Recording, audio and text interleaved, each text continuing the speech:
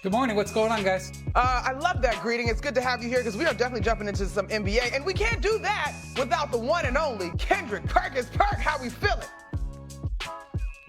What's up, Monica? Monica, don't start the show off lying to Harry, talking about how great this suit looks. Lord. It's okay. Look at that. All right, well, that's the energy we got on this Thursday. I'm going to let y'all work that out in the discussion. And let's jump right into it, y'all, because there's an article on .com, ESPN.com, that is talking about Joel Embiid. The focus is highlighting his offseason in terms of getting him healthy and back to an MVP level. I encourage you to read the article. It's fascinating stuff, really well done. It's an interesting profile on one of the most fascinating players in the NBA. One of the biggest takeaways is an update on his return. It reads, "We're not going to push anything. For my whole career, I felt like we never took that approach. We don't have a timeline, hopefully sooner rather than later." When asked if his organization supports his new patient approach, Embiid had this to say: "I don't know how they feel. The only thing I'd say is this is a business. It's all about the results. And if I come back early enough and I'm still not myself, guess what? You're not winning any games."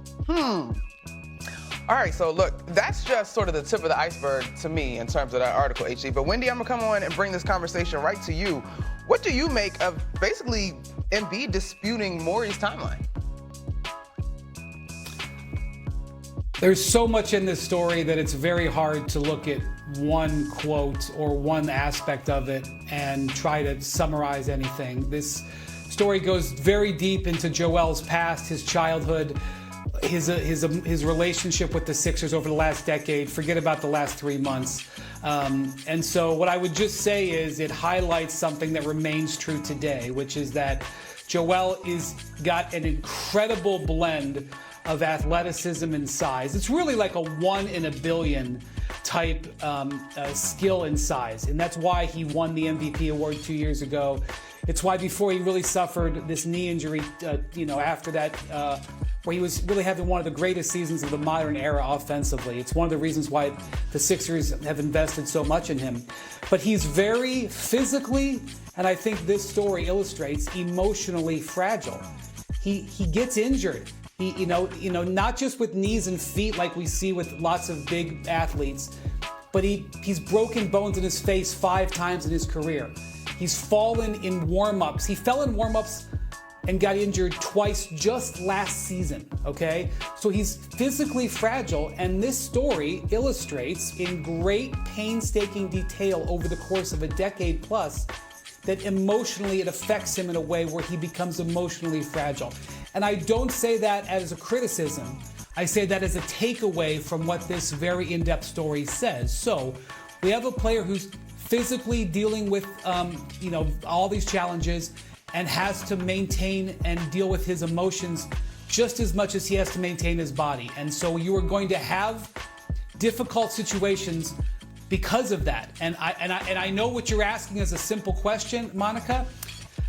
I don't have a simple answer. You're asking me if they're on the same page. I don't have a simple answer because this is a very complex person this story tells. I appreciate that, Wendy, because if ever there was an instance, Harry, where you need to have a little bit of nuance and touch, it would be on some of the things coming out from the story. Yeah, and I would say this. I think it's glaring to me that when you look at Daryl Morey and you also look at the Philadelphia 76ers and Joel Embiid, they're not on the same page, especially when it comes to his body. And I would also say this. Joel Embiid, even though you may feel like you may have been pushed here and there to play, at the end of the day, you have the final say. You're the player. You're the franchise guy. You're the guy that, is the face of the franchise in so many words. And when it comes to the process that people talked about for so long for the Philadelphia 76ers, well, the process has failed. And now hearing this from Joel Embiid, it's okay to want to look out for yourself. But at the same time, I would ask you, why did you play in the Olympics last year? If your body was not healthy and you needed time to figure out how to get ready for the season, don't go play in the Olympics. So there are so many components to it that you can nitpick and bring up in this conversation. But it's clearing and it's glaring to me that the Philadelphia 76ers and Joel Embiid, they are not on the same page. Perk, where are we on this?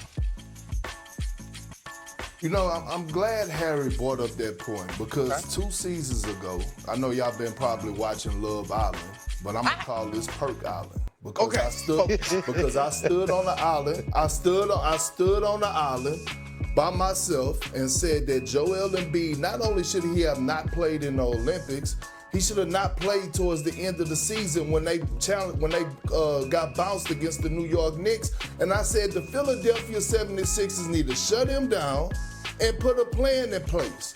And at that point, I got called everything but a child of God. But here we are.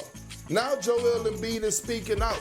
And it's hard because I'm not going to come on here and criticize this man. He's been injured since he's got into the NBA, right? Coming out of Kansas. Hell, he was injured there. And so when you think about this situation, at one point we was looking at the Philadelphia 76ers, and at one point we saw structure. We saw stability. We saw culture.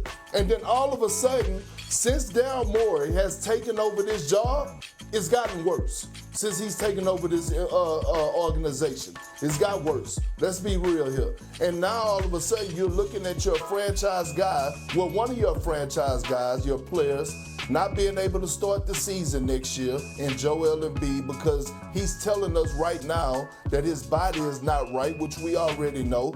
Paul George just underwent a procedure. Now you look at your next guy in a diamond in the rough that you found in Tyrese Maxey, and the Philadelphia 76ers are on the clock.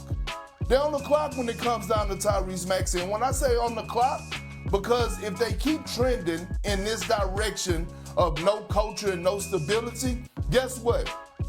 Tyrese Maxey is going to want out of Philadelphia, okay? And we know who his agent is Rich Paul. And Rich Paul don't give a damn. I'm telling you this is something that I know. And so when you think about the 76ers and Daryl Morey, they got to get it together right now because you understand you're dealing with Joel Embiid, but your franchise guy who you got late in the second round, 5 or 6 years ago is Tyrese Maxey. You got to make sure that he's healthy. And my last point that I'm going to say real quick, Monica. Go for it. My last point is when it comes down to Joel Embiid, this is the importance of having an agent. Right? Wendy, help me out here. Joel Embiid represents himself, right? That's correct, yes. You need an agent at this point. See, you need an agent to be in the middle, to be the bad guy, to tell the organization and the ownership, my guy is not going to be playing. He's not healthy. We're going to go to other doctors around the country to get an evaluation, not just in the 76ers organization. Everyone doesn't have a healthy marriage like when you look at Sam Presti and SGA and what they got going on right now. This is why you value agents for situations like this. So, Perk, those are all very pertinent points. And before we continue to go a little bit deeper in this, I just want to shout out the writer. I believe his name is pronounced Dojin Akintoye. He did a great job, and you can tell that there are some connections culturally that allowed him to get this insight from Joel Embiid. So I think he deserves a shout out. But you brought up the